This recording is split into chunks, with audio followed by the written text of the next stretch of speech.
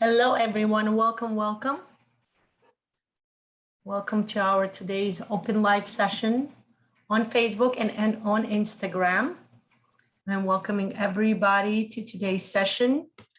Today is Thursday. I got the wrong date here, but it is Thursday, October 21st. And we are discussing the pyramid of consciousness. We're discussing the group subconscious, which is collective consciousness or collective subconsciousness, according to Carl Gustav Jung. We will be discussing this further on. And specifically today, we're focusing on something called egregors right here. It refers to 4.1, step 4.1, called the figure, the shape, and the background in the Neurographica 7 steps of the algorithm. Welcome, welcome everyone, as we are starting our amazing session. It's quite interesting to start noticing, right? What are we referring to? Okay, again, over here in the second picture I have of the pyramid of consciousness. For step 4 is integration, and over here we start referring to the collective consciousness according to the term that coined by Jung, right? According to the pyramid of consciousness that was created by the wonderful Pavel Piskaryov, the PhD, the creator of the NeuroGraphic method. He coins collective consciousness. In this case, he says we start going into our subconscious.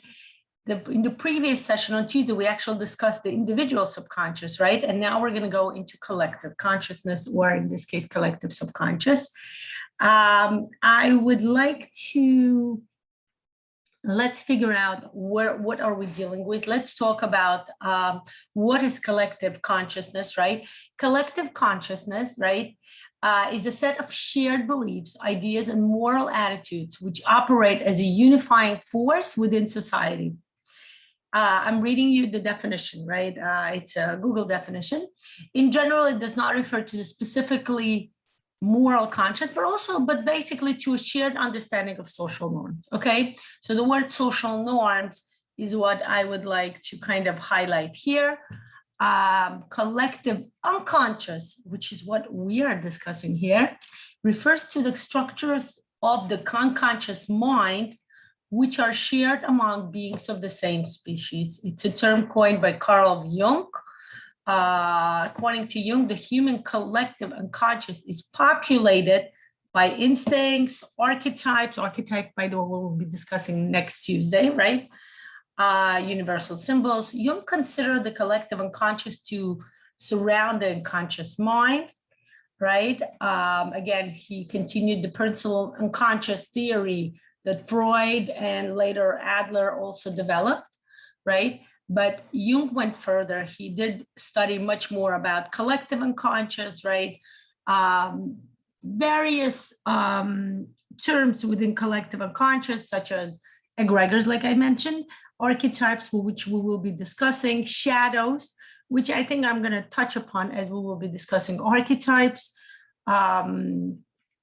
and many other, animals, personas, all that stuff, everything that with Jung, collective unconscious was a humongous broad term, and he did develop various aspects, various characters within, okay?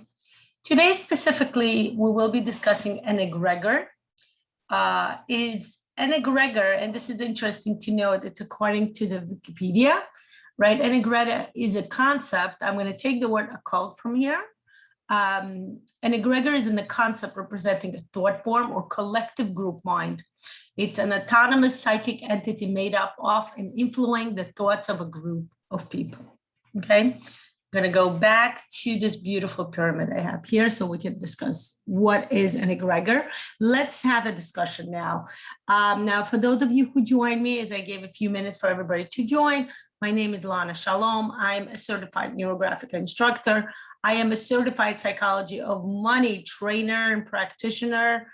And when we talk about egregors, we are talking about egregors on all levels. So let's bring the word social norms, okay? Egregors are really the way human beings decide to act in a certain way that would refer to social norms or socially acceptable behavior. Now, when I say social norms, what does it mean? And the emphasis here is a social word, right? So that means that a group of people have gathered together and they decided that a certain behavior would be positive and a certain behavior would be negative, okay? That's a social, again, emphasis on the word social, okay? Because egregors are social. If archetypes are both social and individual, egregors are mostly social, although we're going to talk about it nowadays. There are individual egregors, but also they become much more social. They become collective. Okay, egregors are group of people. When a group of people comes together, right? When we say a group of people, according to many commentaries, by the way, many explanation, it can be a group of 2 people, as little as 2. It can be at least 10 people. Some people say it should be at least 10. That's an egregor, right? Religious term, right? In order for a prayer to fully develop and reach, the universe, the universal state, a group of 10 people would form a strong enough energy, a strong enough entity, or in this case, an egregor, that's the word egregor, comes into the play in order to be valid, so to say. Now, let's think about it. If 2 people come together, can they be an egregor? It's going to be very hard because an egregor is really an influence. Nowadays, it's actually so much easier to understand what an egregor is because an egregor is an influence, right? One of those influencers, right, that are so popular nowadays on social media. Well, guess what? They took their own persona, they took their own brand, and they became egregors. Egregors are any socially accepted influence, and by the way, it can be also socially unaccepted. For example, let's take a highest example. If you own an Apple phone, you belong to the egregor of iPhones. Okay, give me a second. My Facebook frozen. Sometimes that happens. Okay, I just want to make sure I'm here. Okay, good. I'm happy. If you own an iPhone, then you belong to the egregor of iPhone holders or Apple people, right? People who use Apple services, Apple technology, okay? Again, in Apple, in this case, Apple technology or even an iPhone is an egregor because it's such a strong brand, it influences individuals to make decisions based upon various ideas that an egregor possesses or pitches to individuals, to groups of people, as well as individuals, right? So what do we see? We may have seen an Apple commercial, and then we go and we buy an Apple because in our mind, it makes sense that this is the best phone out there, okay? Then nowadays we have an egregor called an Android, right? People go and that's what it is, right? Usually when people look to charge their phone, they always come and say, do you have a charger? And the first question people always ask is that, what do you need, an Apple or an Android, right? And that's interesting to start noting, right? And then there are people who are against those egregors. And that by itself is also an egregor because egregors are any entity where people start following certain ideas, certain influences. Now, let's take something that we are following here. Hi, Suhair, welcome. So nice to see you. It's so interesting to note, right? Let's say most of us here who are watching me, because I'm a Neurographica instructor, and you are either following Neurographica, or you're interested in psychology, or maybe you're even interested in psychology of money, right? The new series that I'm teaching now, that I'm doing a lot of open sessions. So those are all egregors. Now, let's say you looked at the Neurographica, right? You looked at the Neurographic method and you're like, oh, I love it. I want to start drawing Neurographica. Guess what? as soon as you look at it, as soon as you start practicing, right? Even if at first, most of the people always start with open videos. As soon as you start practicing, you become a part of the egregor, right? You become a part of the wonderful, wonderful, this group of people who gather together to transform their lives through the practice of art, right? But then you tell me, but that's art therapy. And I'm going to tell you, right. So Neurographic is a more narrow egregor, where you practice art and use it as a coaching tool, where you practice art through the use of specifically neuroline, right? Also called Piskarov's line, where you follow the 7 steps of the algorithm, right? Where you draw a neuro art. You can use any concept. Guess what? As soon as you start practicing, you start belonging to a certain egregor, the egregor of people who are connected to Neurographica. Let's say you go on and become, you obtain your certification in the basics course, and then guess what happens? You become a person who starts following, who starts learning and practicing Neurographica. So you become even more involved with the egregor. Again, egregor is a more complex, more sophisticated way, more psychological way of saying you become influenced by something much bigger than just one individual, or maybe even few individuals. It's a huge group of people. And when groups of people come together, when individuals join their forces together, they become a shared energy. They join their energy, and their energy becomes bigger than just one individual, right? Remember we discussed in the beginning, if 2 people are joining together, are they an egregor is a question, right? And that's a big question, right? But we know so many, like again, taking the Apple brand, it was formed by 2 individuals. But remember, they didn't become a brand right away. They had to do a lot of work. Then they hired personnel. As a result, they were not just a group of 2 people. So yes, according to many understanding, many explanations, an egregor has to be at least 10 people in order for an egregor to count, okay? In order for this shared energy, this kind of pooled energy to start working as a group, as an influence that's beyond the human individual consciousness, right? Look at the egregor, right? If we're looking, for those of you on Instagram, right? You remember this, right? Remember, first we had individual subconscious, and then we have collective, which is egregor comes first, okay? Egregor goes beyond individual subconscious. Egregor are those influences that goes beyond the individual reason, the individual reasoning, right? Then you start thinking, oh, so maybe I should buy an Apple, or maybe I should buy an Android, right? At one point, right now, Android is kind of catching up. But at one point, Apple phone was a very posh phone, was a very sophisticated, nothing could compare to it, right? And later on, Android phones started catching up. Now, those phones are more or less, but you're going to see people, like I personally always see people, catch people, right? Meet people who say like, oh, we only buy iPhones. And there are people who say we only buy Android phones, right? So it's interesting to start noticing that people separate them into different egregors, right? Now, they all belong to one simple egregor, which is that's the egregor of owning a cell phone, right? Using a cell phone, using technology to communicate, to connect to others, to make a phone call, to surf the internet, right? To connect to social media, right? There are so many egregors, right? Facebook is an egregor, Instagram is an egregor, right? Again, going back to Neurographica is an amazing egregor. And here's the interesting part. Let's say, I'm going to say I am not necessarily pro Android, but I'm against Apple.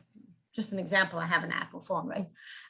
Just an example, or the opposite. I not that I particularly favor Apple, but I'm so much against Android. I know people have been telling me that they have a problem with something Android does. Honestly, don't remember, some kind of technical stuff, right? So what happens there? Well, interesting to start noticing that those people, even though they don't associate, they don't belong to the Apple egregor, or they're against the Android egregor, guess what? They still belong to an egregor. They're belonging to an egregor that's called anti-Android egregor, Okay, so it's interesting to start noticing in current modern life, we, one way or another, we always belong to certain egregor. Okay, at one point when I started homeschooling my kids way before pandemic, I homeschooled my kids for about 4 or 5 years, about 7 years ago. And I started noticing that, people look at me differently because I started belonging to a different egregor. I don't belong to an egregor of people who choose to send their kids to school, even though at that moment one of my daughters was actually in school. So I was partially of the school egregor, but I started a new egregor. People started looking at me differently, saying, whoa, what's going on here? You belong to a different egregor. You are against sending children to school, And as I explained to them the reason for homeschooling, whatever the reason was, various different reasons, wasn't that I'm against schooling, but at that specific moment, there was a need to homeschool one of my children, right? So it's interesting to start noticing later on. I do want to tell you, I started belonging fully and consciously and voluntarily, if I may say so, maybe not voluntarily, but consciously, to the homeschooling egregor, because I actually started enjoying homeschooling. I understood what homeschooling is about. I started making my own choices within the homeschooling community. Within the homeschooling egregor, there are different other paths, right, that you choose: unschooling or, more thorough schooling, within the homeschooling. So it's interesting to start noticing, guys, one way or another, you always belong to a certain egregor. It would be an egregor of you being pro something, right? Pro schooling or pro homeschooling, or an egregor of something being against that same entity, anti-homeschooling, right? Most people at that moment around me were anti-homeschooling. They would call me and like, oh, what are you doing with your child, right? And blah, blah, blah, and it would be like, oh, so you belong to this other egregor, right? Which is an anti-homeschooling. By the way, they didn't realize that. They never thought about homeschooling. That never came up to them. To them, going to school was a normal, and the word normal here is highlighted and, quotation marks, but they belong to an egregor that's normal. You do normal things. You do things that are mostly socially accepted norms, socially accepted by the society around you, right? So that would be what? Sending your kids to school, maybe going to some after school activities, like doing, this whole cliche thing, a minivan and driving your kids to the soccer practice kind of thing, right? So as soon as I kind of flagged that I may belong to a different egregor, what did people do? People started coming up and, they started what? Either they felt the need to belong to a certain group, right?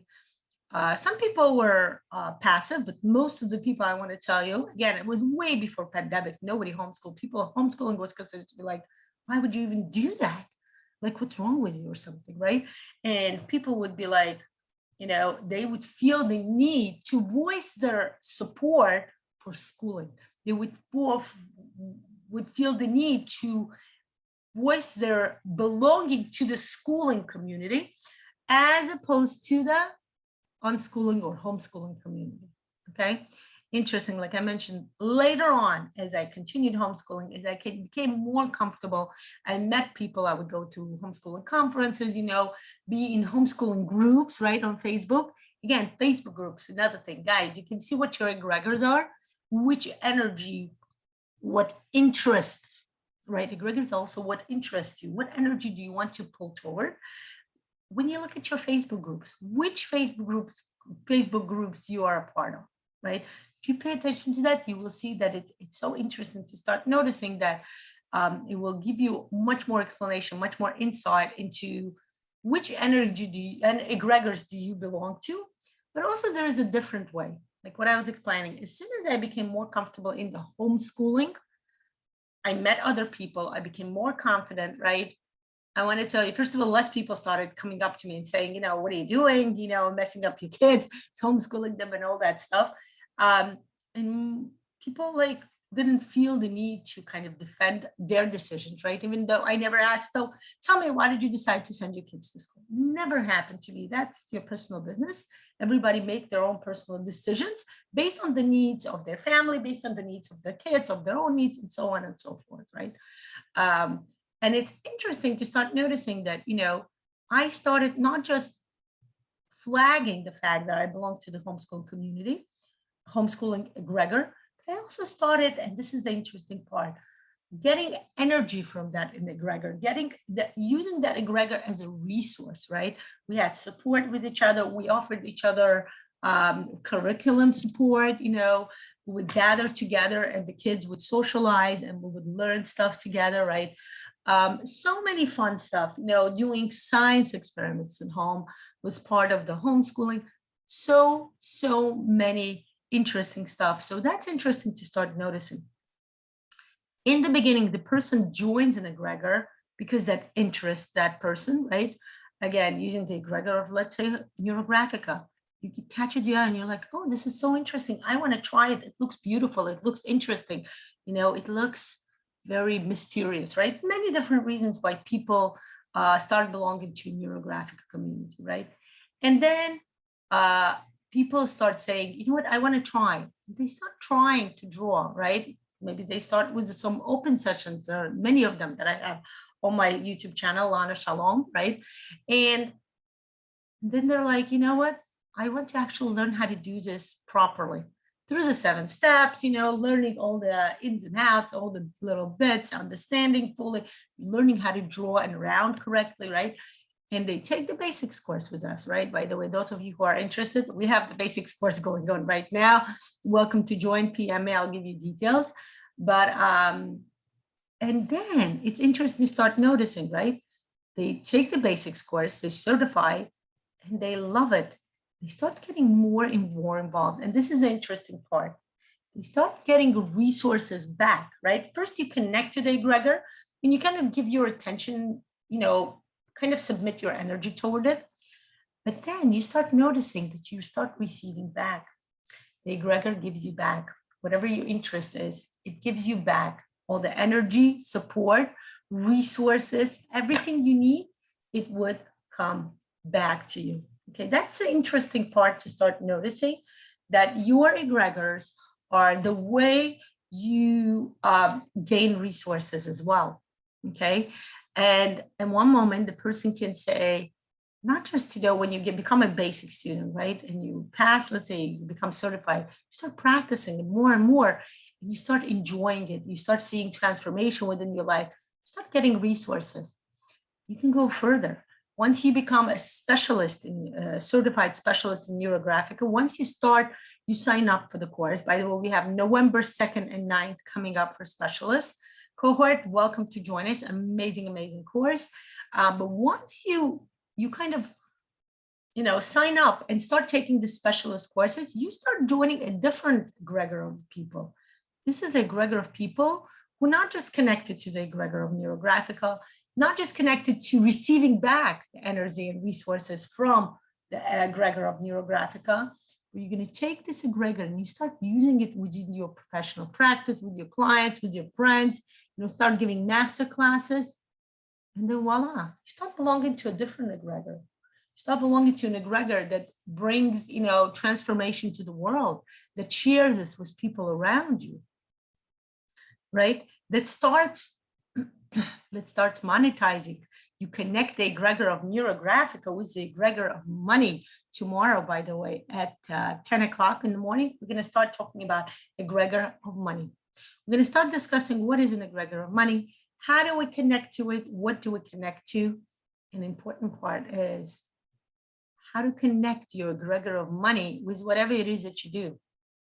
Again, those of you who are, let's say, art specialists, certified specialists, or becoming certified specialists, your egregor is, once you become a specialist, you start connecting the egregor of Neurographic with your egregor of money. And voila, boom, fireworks, right? You start noticing more transformation, not just on the level of, no, excuse me, not just on the level of, personal, right, that you're benefiting, not just on the level of benefiting others, right, but also on the level of noticing how your transformation, how your money increase is changing, right? You're increasing your money, you're increasing the way you bring creativity, and again, using it for an exchange. We talked about it yesterday, the energy of money, right? How the energy of money connects with your energy of creativity. And that's the best part, okay? And I'm leaving you today with the egregors. I hope you enjoyed it. I hope you liked it. I hope it made sense to you. We will connect again, continue the idea of the egregor tomorrow as we discuss it more further as it connects to your egregor of money, egregor of personal development, and most importantly, egregor of creativity, your other ideas that have to do with connecting to higher purpose, higher self, higher energy, or groups of energy that we enjoy. By the way, you can choose your egregors, okay? You can make a conscious choice of choosing your egregors. What do you want to do? What kind of food do you want to eat? What kind of clothes do you wear? Huge egregor, right? Those of us who buy collectors, right, or designer stuff, you guys know what I'm talking about. You belong to a huge egregor. Those of you who are, like I said, eating certain food, vegetarian, not vegetarian, pescatarian, you know, vegan. Those of you, okay, organic, those of you who do certain kind of personal habits, right? Doing yoga in the morning, meditation, praying, going to certain worship, place of worship, right? Those of you who connect to people on a different level, right?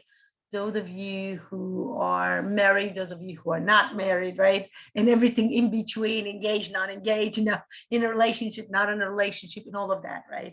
Having an amount of kids, all of those are egregors. And guys, most of the time, we consciously choose. Most of the time, we unconsciously, but we do choose. We're going to discuss this much more when we discuss archetypes, when we discuss ancestors and family systems, where we unconsciously choose to belong to a certain egregor. And nowadays, taking your own egregor and growing it, influencing, right, called influencers, where you develop your own brand, is a huge type of egregor developing, right? So you can figure it out. You can start thinking, how do I develop my egregor? If that's something you want in the first place, maybe you don't. Maybe you're fine, you know, just following and connecting to a certain egregor and just receiving the resources, okay? Again, wishing you a beautiful day ahead. Wishing you wonderful connection with your egregors. Start looking at your egregors. Start understanding which egregors do you belong to, and start enjoying it and receiving your resource. I thank you for joining me today and wishing you a great day. See you tomorrow at 10 o'clock in the morning, Eastern Standard Time.